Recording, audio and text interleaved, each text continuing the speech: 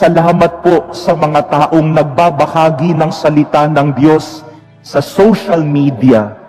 Lagi ninyong sineshare yung mga homily namin dito. Salamat sa inyo.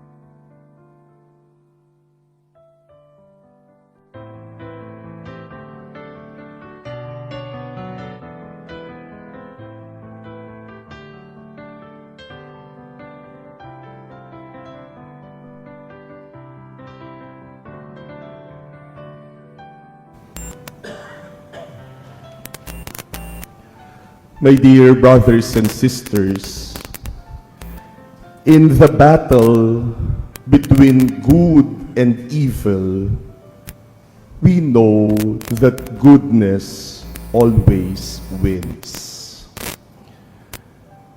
In the battle between God and Satan, we are more than 100% sure that God always wins. And this is what we see in our readings today.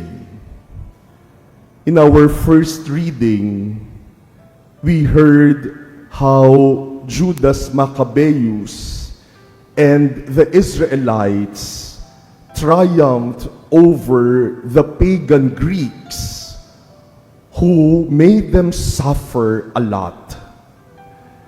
The pagan Greeks persecuted them, killed many of the Israelites, destroyed their temple, and made them violate their loss, but they triumphed over their persecutors.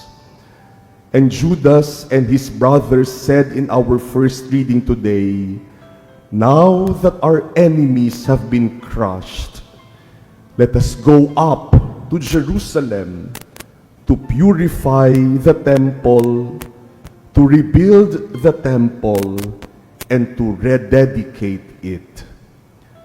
Good triumphed over evil. In our gospel today, we heard that Jesus entered the temple, but he saw that the temple was turned into a marketplace. And so he drove out those who were making the temple a marketplace. And because of this, the leaders of the temple got angry with Jesus. According to our gospel, the chief priests, the scribes, and the leaders of the people were seeking to put him to death. Just imagine that, my dear brothers and sisters. The chief priests, the scribes, and the leaders of the people, who were the religious leaders at that time, wanted to kill Jesus. Nakakagulat dahil yung mga taong nagtuturo ng batas ng Diyos na huwag pumatay, sila pa ang nagpaplano na patayin si Jesus. Yung mga namumuno at nagtuturo dapat ng kabutihan at kabanalan, pagmamahal sa kapwa, sila pa ang nagpaplano ng masamang bagay laban sa kanilang kapwa kay Jesus. They treated Jesus as an enemy. But according to our gospel, they could find no way to accomplish their purpose because all the people were hanging on Jesus' words. Despite their evil plots, they were not successful because goodness will always triumph over evil. At kahit plano pa lang yan, kung yan ay masama, hindi hahayaan ng Diyos na mangyari yan. Today, my dear brothers and sisters, we celebrate the memorial of Saint Andrew Dumlak, a Vietnamese martyr, and his other 116 companions who were persecuted and killed in Vietnam from 1820 to 1862 because of their faith in Jesus. And they suffered dreadful tortures. In the case of Saint Andrew, he was beheaded. When their persecutors, when their enemies killed them, probably their enemies thought that they won over these Christians. Dahil patay na sila, tayo ang panalo. But think about it, my dear brothers and sisters. Were they really winners? Did they really triumph? Who remembers them now? Who honors the persecutors of these martyrs? And yet those they killed, we still honor until today. Who emerged as a winner? And who were the losers? Those who stood firm in their faith, those who did good, those who loved Jesus, emerged as winners. Goodness always triumphs.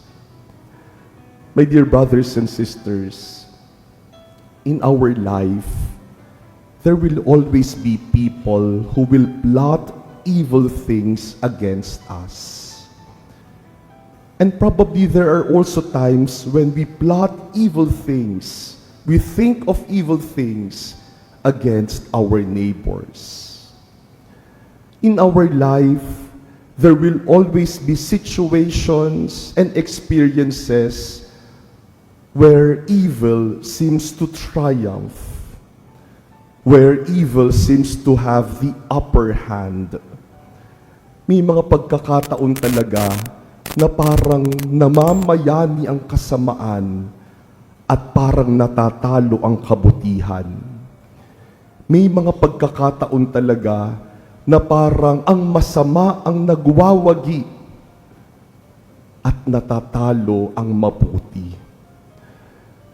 But we know that in the end, goodness always triumphs because God who is good will never allow evil to win.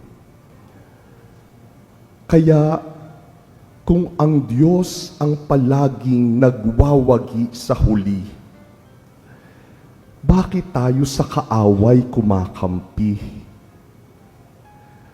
If God always wins in the end, then we must know to whose side we must always be.